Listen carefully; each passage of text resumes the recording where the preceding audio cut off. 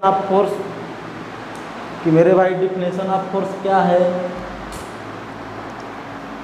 उसके बाद हम देखेंगे एग्जाम्पल्स ऑफ फोर्स के, फोर्स कैसी क्वांटिटी है।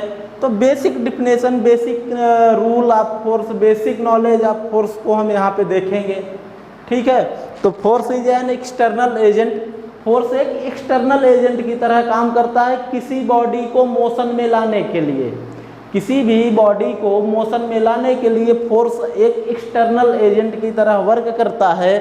ठीक है, for change the state of rest R motion of particular body. ठीक है, तो कोई पर्टिकुलर बॉडी है, मान लीजिए हमारे पास डस्टर है। डस्टर अगर स्टेशनरी कंडीशन में है, रेस्ट कंडीशन में है, तो इसको मोशन करने के लिए, या मोशन में है तो इसको रेस्ट में लाने के लिए, ठीक है, फोर्स की रिक्वायरमेंट होती है, उसे हम फोर्स कहते हैं। एक्चुअल में फोर्स की तो कोई क्लियर डिफिनेशन है नहीं। जैसे फोर्स वेरियस टाइप से एक्ट करता है किसी भी बॉडी पे। ठीक है, जैसे स्ट्रेचिंग के थ्रू, ठीक है, पुश करना, पुल करना, ब्रेकिंग करना, रजिस्ट करना, ठीक है, या मूवमेंट करना उसमें, या फिर वेट लिफ्टिंग करना, रबर बैंड को स्ट्रेचिंग करना, ये सब सारी चीज़ों में फोर्स का अप्लाई होता है। हमें जहाँ पे ऐसा फील हो कि हमारी एनर्जी ज़्यादा यूज हो रही है, जैसे मान लीजिए एक ब्लॉक है, एक बोल्डर है, उसको आपको उठाने में ज़्यादा न्यूटन का फोर्स लगाना पड़ेगा, तभी वो रेस्ट पोजीशन से हिलता है। जैसे मान लीजिए कोई हैवी बॉडी होती है जिसको हम हाथ से धक्का नहीं दे पाते, क्रेन का यूज करते हैं। तो जब तक कोई स्टेशनरी बॉडी है, मानते हैं वो 50 केजी की है, तो 50 केजी के इक्विवेलेंट अगर जब तक हम उसमें फोर्स नहीं अप्लाई करेंगे मेरे भाई, तो मूवमेंट नहीं करेगी, चेंज इन पोजीशन नहीं होगा। या कोई बॉडी बड़ी तेज़ी से चली आ रही है, मान लीजिए आप बाइक चलाते हैं, स्पीड में बाइक चला रहे हैं, अब आप ब्रेक मारेंगे तभी तो रेस्ट पोजीशन में आएगी, या उसको एक्सेलरेट डी एक्सेलरेट करेंगे, तो मतलब फोर्स को आप अप्लाई करेंगे वहाँ पे, तभी तो उसमें चेंज होगा स्टेट। तो किसी भी चीज, किसी भी ऑब्जेक्ट का स्टेट तब चेंज होता है जब उस पर फोर्स की अप्लाइंग फोर्स होती है।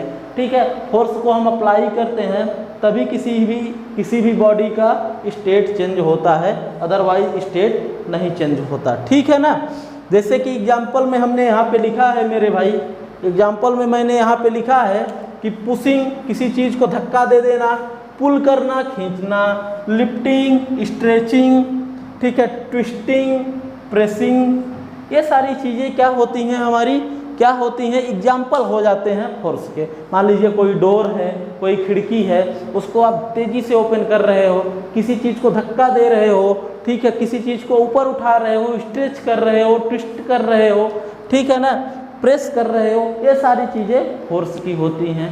अभी फोर्स में बहुत मज़ा आने वाला है जब हम देखेंगे कि कोई ग्लास ऊपर से गिर रहा है, अगर सॉलिड मटेरियल पे गिर रहा है तो ब्रेक डाउन कर जा रहा है, अगर मान लीजिए सॉफ्ट मटेरियल पे गिर रहा है तो क्यों नहीं ब्रेक कर रहा है, उसकी वेलोसिटी क्यों डिक्रीज हो जा रही है। ठीक है, अगर हम लोग बसों में तो ट्रेवल किए ही होंगे, तो बस वाला जब बस चलती है तो अचानक हमको धक्का क्यों लगता है, हमारी बॉडी आगे की तरफ मूवमेंट क्यों करती है, इन सारी चीज़ों को हम फोर्स में ही पढ़ेंगे। ठीक है, फोर्स रेस्ट पोजीशन में क्या होता है, मूविंग पोजीशन में क्या होता है, इन सारे कॉन्सेप्ट को हम फुली कॉन्सेप्ट विथ एग्जाम्पल यहाँ पे हम डिस्कस करेंगे। जैसे open the door, pull or push effect of force, किसी भी चीज़ को पुल करो या पुश करो, इफेक्ट ऑफ फोर्स होता है।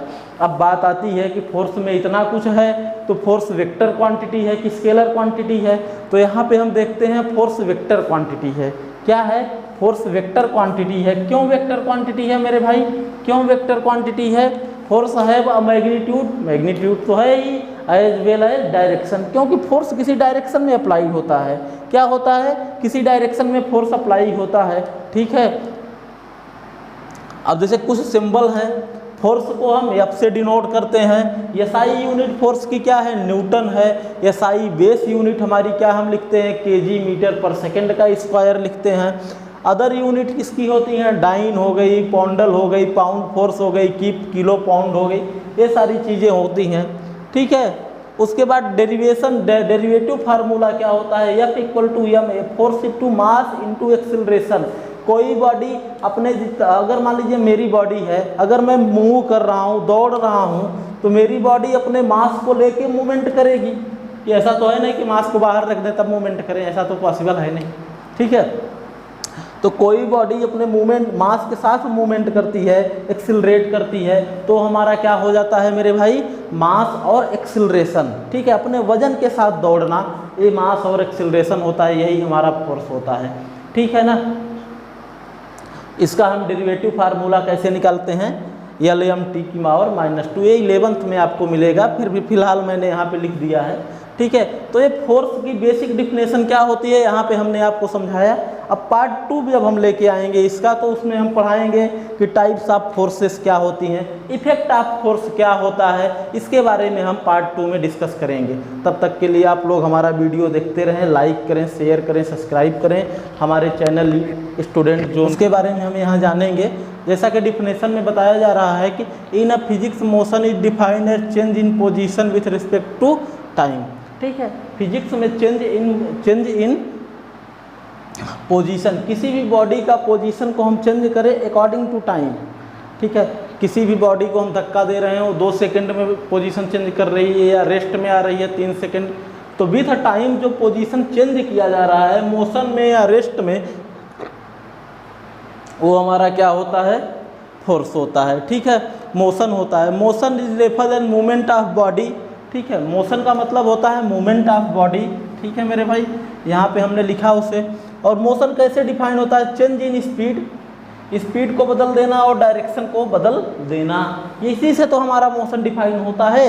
उसके बाद इसके कुछ इफेक्ट होते हैं, कैसे इफेक्ट होते हैं, force can make a body that is rest to move, force अगर हम किसी बॉडी में लगाएंगे वो रेस्ट में है तभी मूवमेंट करेगी, या मूवमेंट में है फोर्स लगाएंगे तभी वो रेस्ट पे आएगी, ठीक है। It can stop the moving body, ठीक है, स्लो इट डाउन, ठीक है। या तो इसको हम स्टॉप कर सकते हैं बाय अप्लाइंग फोर्स, या इसको हम स्लो कर सकते हैं या डाउन आउट कर सकते हैं, ठीक है। It can also change the direction of body, body का डायरेक्शन भी फोर्स जो है बॉडी का डायरेक्शन भी चेंज कर सकता है, ठीक है। कोई भी वर्ड, अब मानते हैं जैसे कि ये कि बिल्डिंग एक ब्लॉक है हमारे पास ए नाम से, ये पत्थर का ब्लॉक है, इधर से इसे ब्लॉक लिख लेते हैं, ये ब्लॉक है, इधर ए खड़ा है और ये अप्लाई कर रहा है 10 न्यूटन का फोर्स इस ब्लॉक पे, ठीक है। और इधर बी खड़ा है, बी बोला भैया तुम 10 न्यूटन अप्लाई करो, हम 15 न्यूटन का फोर्स अप्लाई करेंगे। अब इस कंडीशन में क्या होगा, ब्लॉक जो है इधर मूवमेंट करना शुरू करेगा टूवर्ड ए के तरफ मूवमेंट करना शुरू कर देगा। यहीं पे अगर एक कंडीशन ऐसी बन जाए मेरे भाई कि ये ब्लॉक हो जाए, मानते हैं 10 kg का, और 2 न्यूटन का फोर्स इधर से भी लगता है और 2 न्यूटन का फोर्स इधर से भी लग जाए, तो ये बैलेंस कंडीशन में आ जाएगा। किस कंडीशन में आ जाएगा मेरे भाई, बैलेंस कंडीशन में आ जाएगा,